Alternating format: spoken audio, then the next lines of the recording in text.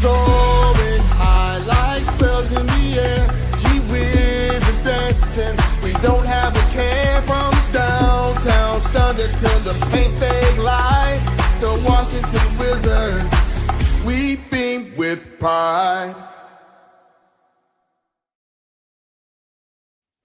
What's up, everyone? Welcome to the Wizards Pulse podcast. My name is Suge Knight Shyamalan here with Wanza. Yo, how you doing today? What's happening, man? I'm making it, long weeks, but my Wizards decided they're going to give me a little pick-me-up this week, so let's get it. Let's get it. I'm ready to jump into it.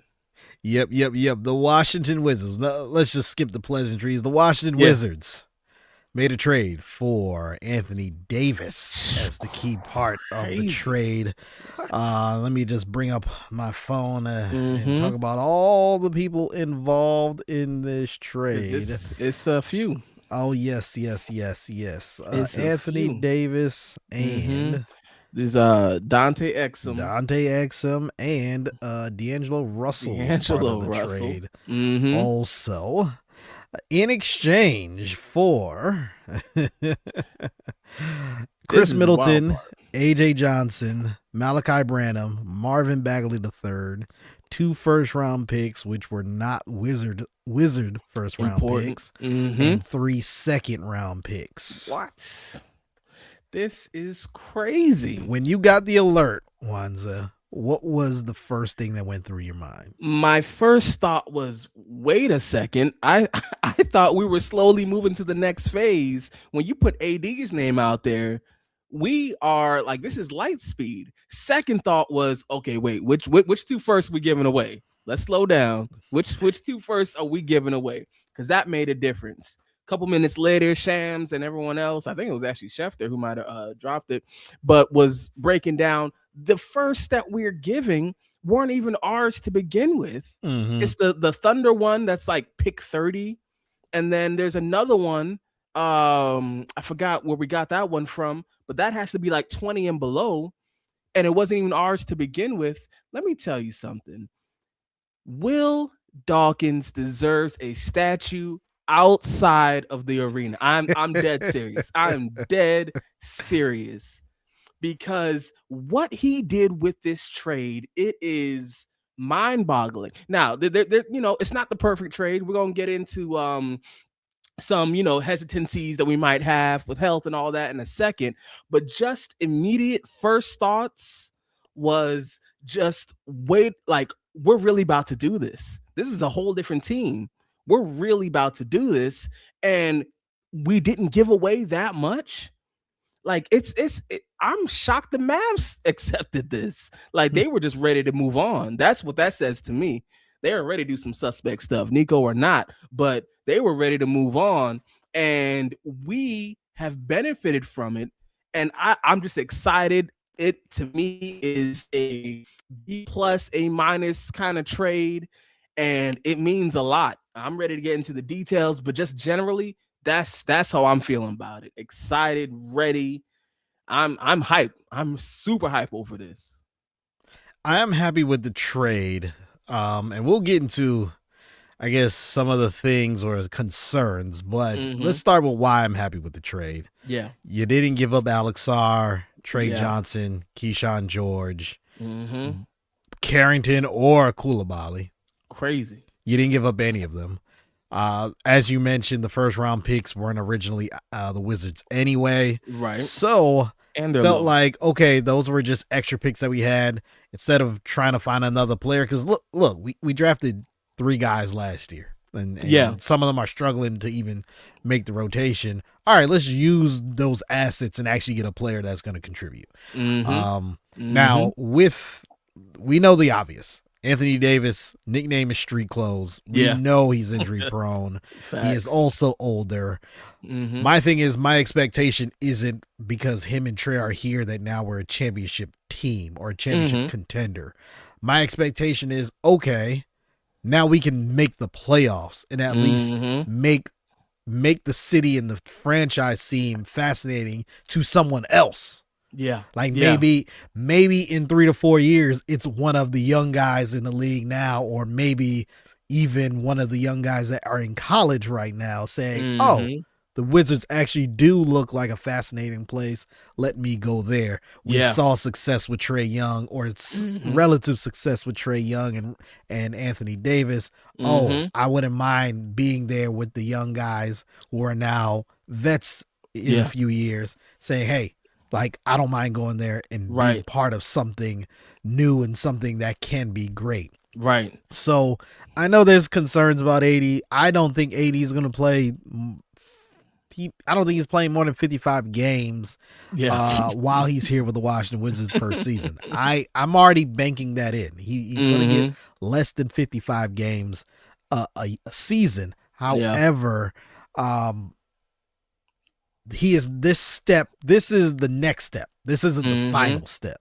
Right. And not only that, maybe even after sometime next year, let's say sometime or a calendar year from now, you know what? Someone else is really interested in AD. AD is playing so well. Yeah. Oh, Flip all right. him. Well, maybe we trade AD and we Mhm. get someone else or another asset Mhm. and build from there. There's it's floating around on social media, but the moves that were made from trading away Bradley Beal, who before he was traded away, it was a foregone conclusion that he was going to end up the leading scorer in franchise history. He's Yeah. that close. He Yeah. was that close. Traded him away for Chris Paul, which ends up being a trade for Jordan Poole, Yeah. which ends up being a trade for CJ McCollum, which ends up being a trade for Trae Young, and then we Mhm. make another trade to get Anthony Davis here. Yeah, that's pretty impressive. And we were supposed to have an episode last week, but due to weather, the Yeah. storm, Life. and Mhm. illnesses on both parts of Yeah. us, we couldn't really get into the press conference that was about 2 weeks ago Right. with Michael Winger on the state of monumental sports, where Mhm. they spoke about the Go-Go, the Mystics, and the Wizards. Wizards, But of yeah. course, we were really focused on the Washington Wizards. Mhm. And that is when Michael Winger said, hey, we are done the deconstruction phase. Yeah. And it sounded initially kind of like, we are? Like, okay, we made a trade for Trae Young, and it's like, Mhm. okay, like, so are we now expecting that these young guys are going to take this next step? And I think they are, but it's Yeah. just like, we're in the middle of the season, and you're saying we're done with the deconstruction phase. And then just think about last night's game against the Knicks. That was. Where I don't even want to talk it was, about it was that. ugly. Ugly. Like, huh? God. And mind you, look, I know Sacramento's not good, but Mhm. they beat Sacramento on Sunday. Yeah.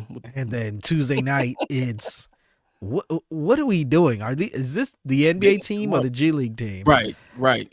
But now it kind of makes sense that, okay, there was already probably something in the works to get someone else here. Mhm. Now, I don't think AD is going to magically come back after the All-Star break and play, because it seemed like that finger injury was something that was serious. Yeah. Or serious enough to have him out. Mhm. But let's hypothetically think about it. Let's say beginning of March, he's actually able to play basketball.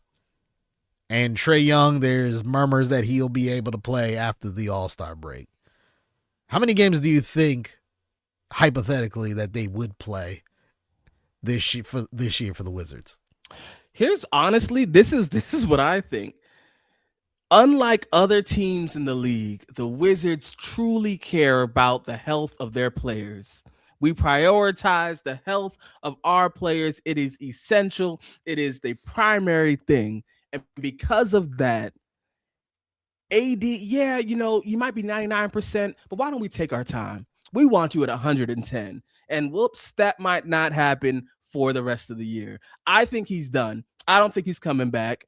I don't think Trae Young is coming back, because they are going to consistently have little nicks, little things that might take 3 weeks, that might take 6 weeks, that might take 3 months, and they're just not going to come back. I think Dawkins has set the table in such a way that he is not risking losing this pick, because now it is, I can't believe I'm saying this, it's almost a little bit of a luxury that we're going to get a top 3 pick added to this roster. Mm-hmm. That pick might not start next year. And that's not how we were thinking just a couple of days ago, which is crazy, right? Because we're talking about just a loose starting lineup. You know, you're talking about Trae Young, Trey Johnson. You're probably going Keyshawn at the 3, right? Sar maybe 4, and AD at the 5. That's what I'm thinking would be the potential start. That's a solid. That's a solid, and maybe you could switch AD and Sar depending on how AD feels. But regardless, that's likely. Now we're talking about adding Darren Peterson to this lineup. You talking about adding Boozer to this lineup? Cam Boozer? You talking about adding Dabansa to this lineup? Come on, man. Listen, I'm not even trying to be hyperbolic. This is something tangible and real. I'm going to say it right now. Assuming health, right? That's a big deal. We know how AD is. Assuming health, objectively, with some growth in the players, this is a top 5 seed in the East right now. As soon as, next year starts, this is a top 5 seed. And that's a big deal because we went from, are we going to have to do another year of tanking? It's about to be Trae and the young boys. We'll figure it all out. But at least we're progressing slowly. They have pressed a button on this. Like, no, we're a big boy team now. We are a grown man team now. We're done with the jokes. We're done with the mockery. You are going to have to respect us. And a lot of pods are coming out. A lot of people saying we're all going to be saying the same kinds of things. One thing I want to focus on real quick is the thing that we're getting from this trade more than anything is relevancy. The Wizards are now relevant. You are doing a poor job if you're not talking about us now. If you are not talking about us, especially because, it's going to be a rough 2 months to end the season here, especially in the off season, starting up coming October, if you are not talking about the Washington Wizards as being a relevant team, it is journalistic malpractice. You are failing because we are a legit team. Now, no one's talking about rings, right? We're still in a process here, but with 2 perennial all-stars on this team, 3 rising stars on this team, and then a top 3 pick. This is legit. This is legit a serious team here, and we're gonna shock a lot of folks. We're gonna embarrass a lot of teams who have slept on us, who have seen us as just a butt of a joke. This is what I wanted. For me to get a chance to actually start talking trash again, because it's been so hard. I just have to sit there and take it for years. Finally, we are back relevant, and I'm just excited about that piece, and I want to make sure no one loses that fact, because that's a big deal too. Yes, a lot of excitement for this. I know I said it earlier, but I know some people who I guess aren't fans of the Wizards. They're gonna say, "Well, weren't you saying he's street clothes?" Yes, and I like how you brought up health, and I was gonna ask you, what is your definition of relatively good health? Because mine already said at this point in his career, 55 games is great for him at this point. Facts, and honestly, that's what I was aiming for. I was saying if we can get 50 games, and here's the thing. If we can just backload them, that's what I want. Like, go ahead and get all your nicks and bruises out the way early. Backload it. Give me that last 50 so we can make a run. You rest up, and then we hit the playoffs. We just have to be real about AD. It just is what it is. This is who he has been. However, if we can get 50 games of him showing up, that's a big deal, because here's the thing. Not only, let's say he barely plays at all. One, it's not the biggest L in the world because we didn't give up much for him. Malachi Branham, I was about to give him the Johnny Davis Award. You know what I'm saying? Like I don't know if you belong in the league award. You know what I'm saying? Like AJ Johnson has some potential, but wasn't really reaching it. Like, shout out to him. I'm wishing him all the best. Chris Middleton, I was not a fan. He had a positive impact on the locker room, and that's what's up. but I was not really impressed and didn't think we would get anything but maybe a couple of second rounders for him. Mm-hmm. So the fact that we give up just that and gave up even less, arguably, for Trae Young, these are low risk moves. So even if he doesn't show up first, we didn't pay a whole lot. Secondly, this is also important. Let's be realistic. This team is still competitive without AD. I don't think you're a top 4 or 5 seed, but you can still make the playoffs. We can still fight through the play-in, I believe, without AD, assuming Sar continues to grow, assuming we get a third pick, a top 3 pick who can contribute, and assuming everyone continues to grow. I still think this is a 6th to 8th seed type of team. So regardless, we're making a step forward. And that's why it's such a beautiful trade. It is not a lot of pressure aside from making the playoffs, because now you've set that bar. It's playoffs time. It's not a lot of pressure to do a lot of dominating, but because we have a set floor where we're saying, you know what, starting off, we're good. We're a good team. We're no longer just out here trying to figure out, how to play and all that kind of stuff. That's what's really, in terms of the health piece, I think we have given ourselves a safety net, essentially, because you cannot count. And really, I would like another center, if I'm being honest with you, like another backup center. But you cannot count on AD like that. But when he shows up, we've seen, if he's surrounded by some good players, LA, they snuck out a ring. When he, and he was a little younger there, of course, but he's still super effective if he can just show up. So you have to take the health into account, and it's scary. But if he's on the court, it's a big deal too. Yeah, I think that you bring up something that that the Wizards need to consider, especially during free agency. Hey, we need a backup center, a legit backup center that can potentially start 20 to 25 games, if necessary. So, and someone, a veteran. I don't want, okay, well, now let's draft the backup center. No. Let's get a veteran in here, and have someone that can be ready in case AD does get injured. Now, with this lineup or the potential team for next year, I have a question for you. All right. Should Brian Keefe be the head coach next year? And that's a really good question. I was really thinking about this because it's a fair question. Here's what I'll say, and I'm a little bit on the fence, if I'm being honest, because you remember a few pods ago, for those following, one of the things I talked about is to be a good coach, you have to be good at a variety of things. Right. And up until that point, I had only seen Keefe good at developing players. That's important because I've seen growth in the young boys, and that's what's up. But are you good at the other little stuff? And there's a lot less focus on those things because we're focused so much on development. Well, guess what, Keefe? Development's over, right? In terms of that being the phase that we're focusing on. So the question is, can you coach with legit stars on your team now? Can you manage personalities? They say Phil Jackson wasn't the greatest XOs guys of all time, but what he was great at was managing big personalities, right? Jordan, Kobe, Shaq, all of that. So the question is, can he do it? I would be willing, because he has done what was expected of him in this phase. It wasn't perfect, by the way, right? Because there's still questionable coaching moves. I would be willing to give him 1 year, but who I want.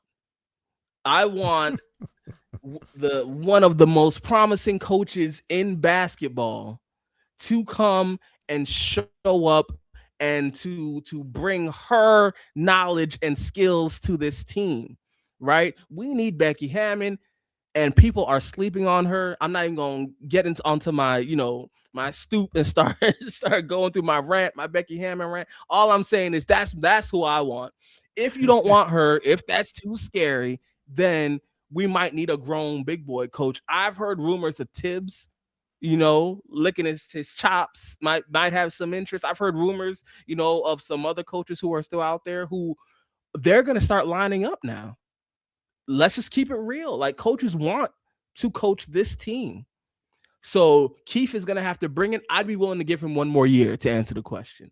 If I don't like what I see with real talent, then we got a problem. I'm with you there too. I don't want to do the whole like what the 76ers did, where they did they were tanking through the process, and then they finally got decent, and they said, "All right, bye, Brett Brown." Like we about to bring in the next coach. We about to, and it's just like, oh, for real, you had me out here losing all these games, and I finally get a team that might actually be pretty decent, and now I'm out of here. Like you don't even give me a real chance to stay with the team. World. I would like to at least see Keith with a better lineup, and then judge him more on that. If the ideal situation is that Trae Young is playing consistent games and AD is playing consistent games, and the young guys are contributing, we didn't even get to the potential bench. Something that I saw on Twitter. We'll get to that. But if everyone is relatively healthy and playing, and the team is still struggling with certain aspects like defense, or just the rotations are off, or you're not maximizing who's really on the floor, then after the 26-27 season, then we may have to ask that question, hey, does he need to come back for 27-28, or do we need to get someone who can then take us to the next level? I know one of the names that's been out there for years, and I'm just not sure why this individual that hasn't gotten a head coaching job, but Sam Cassell. That's a name that players have always been mentioning, but for some reason he hasn't gotten a head coaching job. And from the outside looking in, it seems like he wants to have a head coaching job. You would think. So I don't know. But to answer the question, yes, I do believe after the deconstruction phase, I think we need to give Ryan Keefe a shot at a team that's significantly better, that's probably going to have less headaches, than the amount of losing that he's had to deal with over the last, 2+ seasons. Yeah. I want to give a shout out to Ben Strober.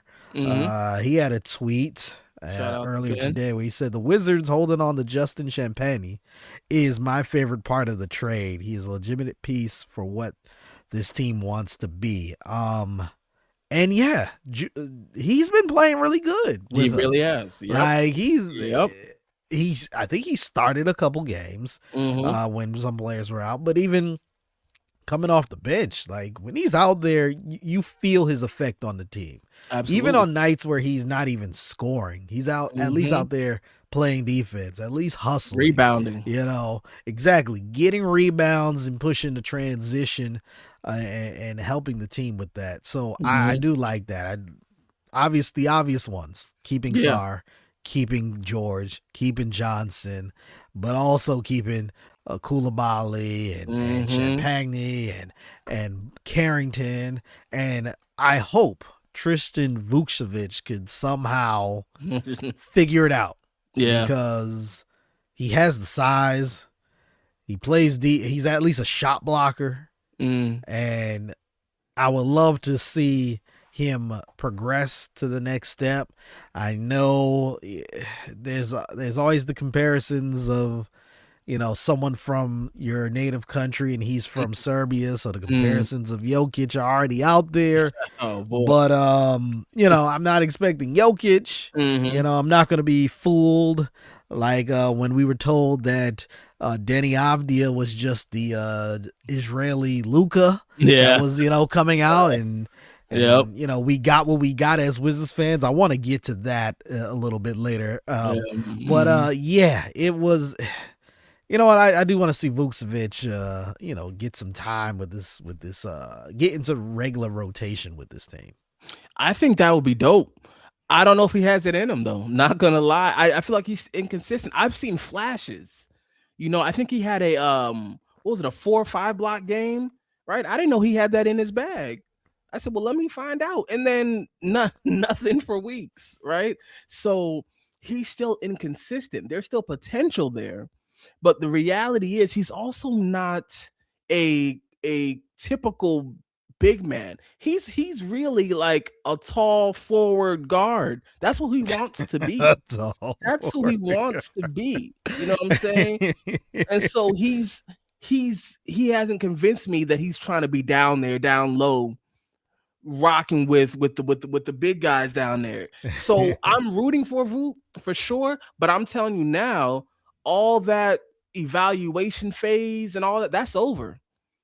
If you're not contributing, it's time to go, because we're bringing in hopefully another vet center. Now you got AD and SAR. You know what I'm saying? Like, if you're not contributing, then we got to keep it moving. That just is what it is. And real quick to follow up with the coaching point, these one thing Keith has done has really you have these 3 rising stars on the team, and that's been under his tutelage. You got to give him credit for that. You know, Key, SAR, and Trey. When's the last time we had 3 rising stars in that rising star challenge? Like, that's a big deal. And last time we had 3 young guys for the Washington Wizards, we were called the Washington Bullets, and it was Juwan Howard, Chris Webber, and Rasheed Wallace. Rasheed Wallace. Look at that. Crazy. The last time you had guys, we're like, oh man, awesome. 3 players. of them are kind of special. Like, for other teams, you know what I'm saying? So this is something, and I think he deserves the right to be able to do it. But to finish up the bench point, there is a underrated part of this trade I haven't seen anyone talk about. One of the major needs on this team was suitable guard depth. We all know D'Angelo Russell is not a superstar. However, he is a suitable guard and can give you real legit depth. Like, our depth was Bub. That's not going to work. That was not going to work. And now you add in someone to spell a Trey, to spell the other Trey, right? To be able to add it's just another good ball handler who you can trust. Right? He's not changing lives. We know what kind of player Russell is, but he does have a surprising amount of chemistry with AD, as they've been on like 3 teams together. You know what I'm saying? So that makes a difference too in terms of that pick and roll. So I think that's an underrated part of the trade.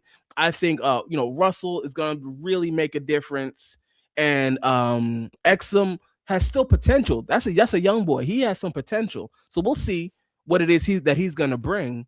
But there's a lot of aspects to this that make our team better and make it competitive. And it's time to start talking about us in a different light. And as fans, we got to start changing our mindset too. It's now about wins. We put the wins aside for the last 2 years. Mm-hmm. It's about wins now. And it's about who's going to contribute and who's going to prove that they belong here. Here's some information on those 2 players that you mentioned. Mm-hmm. Dante Exum, and I believe Dante Exum isn't even playing. I think he's actually injured right now. Yeah. So he's so the Wizards, he was just part of the trade, not expected to have him playing at all for the Wizards. His contract expires, but D'Angelo Russell has a player option for just over $5 million for next year. So if he decides to pick it up, that's great. That's cool. A veteran at $5 million. Yeah. If he doesn't, that frees up $5 million to do something with. Get another but at least for the last part of the season, there may be some times in this season, the remainder of the season, where there might be a game where the Wizards say, you know what, F the tanking, F the lottery pick. We try to win this game. Let's see what happens. And D'Angelo Russell might be one of those guys that will be helping out to get that win. Yeah. So that's something to definitely look forward to. Now we did speak about this individual earlier, Deni Avdija. Deni Avdija made the All-Star game this year. Deni Avdija, stat-wise, is playing well, and actually qualitative-wise is playing well. Good for him.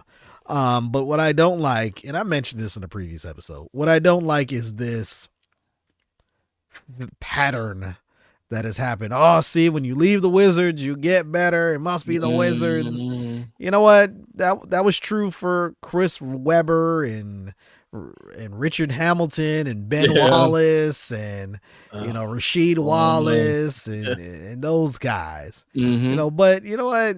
Deni Avdija wasn't playing well for us. Like, he wasn't. And he had all the time to develop. He had all the time to get better. The Wizards traded Rui Hachimura to keep him. Yeah. And he still wasn't the great defender that everyone was saying he was supposed to be. He wasn't the Israeli Luka. But now he's in Portland, and Portland as a team is better than the Wizards right now. They are. However, they're not much better than the Wizards, and it showed last week because the Wizards actually beat them. They should beat them. And Deni Avdija had an okay game. Shaedon Sharpe went off of 31, I believe, that game. But the Wizards came back and won that game. But Deni Avdija is in the All-Star game. How do you feel as a Wizards fan looking at Deni Avdija for the Portland Trailblazers? This is how I feel, because I'm not a Deni hater, but also definitely not a Deni stan, as those guys do a whole lot. This is how I feel. Deni was, in my opinion, on the way up. He was going to become something I wasn't fully sure. We saw hints of it, but it wasn't consistent. Right. And then they decided to trade him. I was like, dang, he was young. I think he was 22, 23. And then what I don't like is when they gave us this whole, he didn't fit the timeline. Just keep it real with us. If a 23-year-old does not fit your timeline's wrong. What do you mean? Like, he wasn't that old. Everyone don't got to be 19. The reality is Dawkins looked at him and said, I don't like your game. I don't really got faith in you, and I don't like how you fit with what it is that we're trying to do. I don't like these kind of players. And he has that right. Now, Deni is left, and he's I think it's real arguable that he deserved an all-star berth over some folks, but he made it. I think they needed another spot for the world team, most likely, and bunch of other reasons. It's funny, Wanza. I joked about that literally a year ago when the thought was thrown out that, hey, it's going to be USA versus the world. And I told people, I said, oh, so we're going to force Deni Avdija into the All-Star game? And it's kind of funny that at least, all right, this year, statistically, he's playing pretty well. He's playing good. But even then, to your point, like, is he really an all-star? Like, without the international push, and even here we go again. I said it, and I know many of y'all watching and listening would not have heard me say this unless you personally know me. I said this, that there weren't going to even be 12 international guys to even make an all-star team. So now what they had to do, they had to make 3 teams of 8 because there still was only 8 international all-stars. Right. And they're all pretty big. Like, all of them are big. Yep. And they even had to force like Cat in there. Now, he is, of course, but technically, like, it's just like, it feels like they're really trying to do this. We'll see if it makes the game relevant. I don't know. But in terms of Deni, he's playing well, and I'm happy for him. That's what's up. But I don't think this is an example of when folks leave the Wizards, they get better. I don't think that fits this. I don't think that's fair in this situation. He's playing well, but to be honest, I'm really fine without him being on the team. I'm completely fine. At this point, he might be a little more trouble than he's worth. And on the court, he takes up more space than I think that we're trying to do in terms of how we're trying to play the game. So I'm perfectly fine with him over there. Good luck. Have a great time, Deni. Maybe Portland becomes something. Maybe they don't. But I'm not missing him. Let's put it like that. I'm not missing him for real. The other night, last Thursday, was John Wall night here in Washington. And they faced the Milwaukee Bucks that game and got a victory. And not only that, what's something I was really what I liked about that? The game was on Amazon Prime. which is considered a national televised game. And I was like, wow, we got a nationally televised game. Right. Second one of the year. And there were some people on social media that kind of were like, oh, this is the first time I'm watching the Wizards. And there were some people on social media like, oh, maybe this team isn't as bad as people say it is. Or some people said, okay, I see promise. You know, they're obviously losing now, but I see promise. It's something. So it was a good thing. Now they honored him tremendously before the game. During the game, had a tribute video. He came out with his, I believe, was his sons. And then even on the Amazon telecast, he was there with the play-by-play crew. Did a good job, by the way. And not only just that game, he's also part of the pre and post game show on select nights for the Wizards, and he does a great job with that. Seems very comfortable in front of the camera. Seems very knowledgeable. So it was good to see him being honored. Yes, his jersey wasn't retired, but he was honored. I'm not sure. I'll be honest. I think his jersey should be retired. I think every franchise has a different standard of who gets their jerseys retired. And when I look up at the rafters and I see Earl the Pearl, who was great for the Wizards, Wes Unseld, a great and won a championship, Elvin Hayes, a great and won a championship, Gus Williams, a Bullets great, did not win a championship, but still a Bullets great. And we know Phil Chenier is up there, but we also know Phil Chenier, yes, he played well as a player, but he's actually more beloved in the area as a TV guy. That literally went from playing to straight to TV when it used to be. You remember when it was called HTS, Home Team Sports? You know, he went there, and at the advent of cable television and teams putting their games on cable, like a lot of local fans know him for that more than basketball, actually playing the game. John Wall, what he did for this city, had people proud to be Wizards fans. You had Wizards fans that weren't from DC showing up to road games. We know what he was coming out of college. Super exciting, super dynamic, one of the fastest guards in the league. He was an all-star, an all-NBA guy, slam dunk champion. I think even those accolades are enough to get his jersey retired, in my opinion. Do you think he's done enough to get his jersey retired here in Washington? I think he's done enough here to get his jersey retired. Now, listen, he played in Boston, LA, you know, some other places. It wouldn't be a thought, if we're being honest. But why can't we just retire someone's jersey if we really like them? You know what I'm saying? Like, it's just, I think that's fine. It doesn't got to be a big deal. But what you spoke to, though, I think is a real question. We went through so much energy, Ted did, to honor John Wall, but didn't retire his jersey. It felt really awkward to me. It was like, when was the last time you seen a player get this much love without their jersey being retired? Like, it wasn't just the video. It wasn't just him speaking. It wasn't like just him being on the broadcast. And then it's the bobbleheads. Then it's like they built this up. They hyped this up. And I loved it, and it was dope, but it was just like, but you're not going to retire it just, why? Are we not going to have a separate ceremony for him to retire the jersey? I mean, you can, but I don't know if the same exact energy is going to be there. So that was awkward to me. I don't know if that was Ted just letting you know, I still got the reins of this, and I still don't like you sometimes. I don't know if that's still beef or whatever it is. I thought that was weird, but he does deserve it. Real quick question for you, though. If you retire John Wall's jersey, don't you have to retire Beal's? No. What do you think? That was pretty quick, right? No. There you go.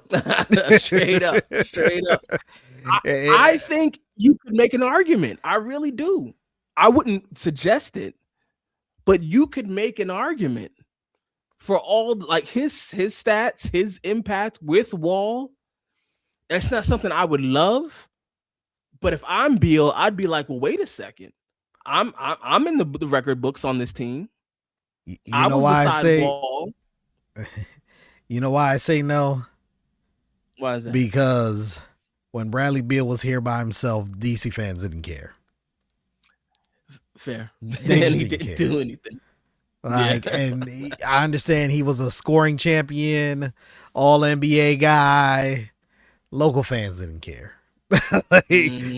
Russell Westbrook came for 1 year, and people were like, "Hey, we got Russ." And Bradley Beal was already on the team.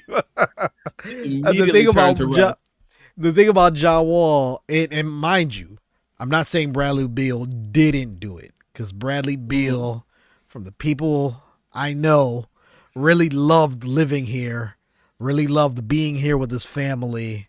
Just basketball reasons happened, and he was just like, "Yo, I think I need to make the next step. Let's get out of here." He used to do things around the community. I understand that. But John Wall really has an impact on the community. He was his a staple. Foundation, with his presence. When he goes places, like, people still go crazy when they see him. People still talk about the 3-point shot that he made at the buzzer with Game 6 in 2017. Yeah, still. You know, people talk about the series against Atlanta where, you know, he was dunking on them left and right and talking all the trash.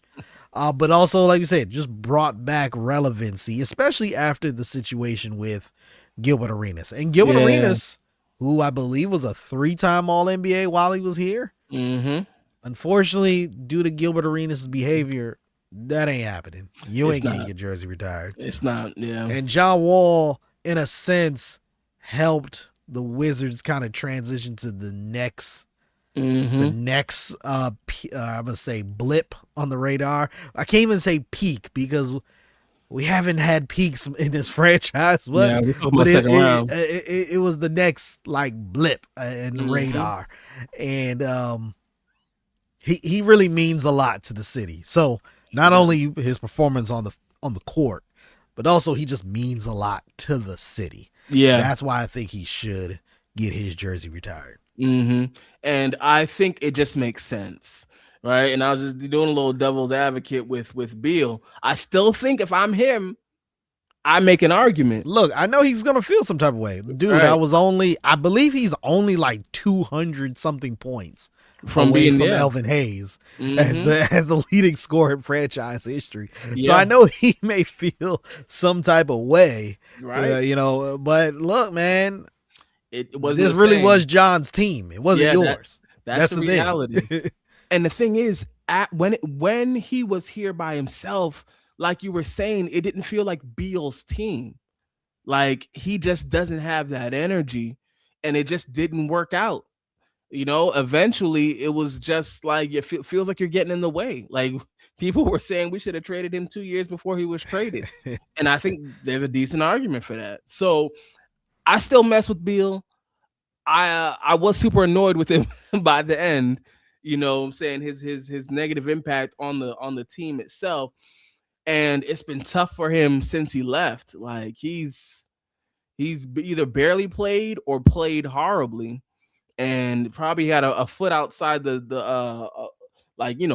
outside the league at this point. Like, he's not far from there with the injuries and not showing up and all of that. But regardless, I'm happy for Wall. I think it was a dope celebration. Weird they didn't retire his jersey. I'm assuming that's coming. I don't know, because we can't afford to have that high of a standard if we're being real. But I thought it was a good time. I thought it was a great celebration. He came out clean in his what was it?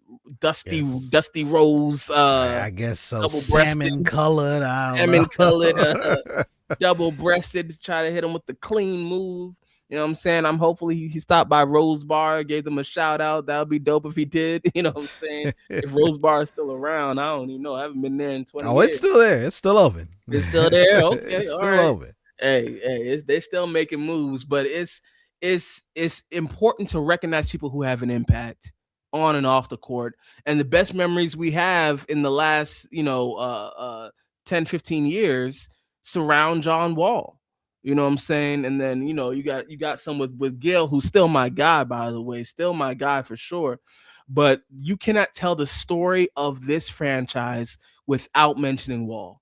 You just can't. It's impossible. And he deserves the respect and the props that we gave him. Give him the flowers for sure. All right. Before you wrap up this episode, I just want to remind everyone to like and subscribe to the podcast on YouTube. Do that. Also, follow us on all major social media platforms. That includes Facebook, Instagram, Threads, and X, formerly known as Twitter, at The Wizards Pulse. And if you want to be featured on our show, make sure you call the hotline to be part of one of our Pulse segments. 202-734-5293. That's 202-734-5293. Before we get out of here, Wanza, anything else you want to add?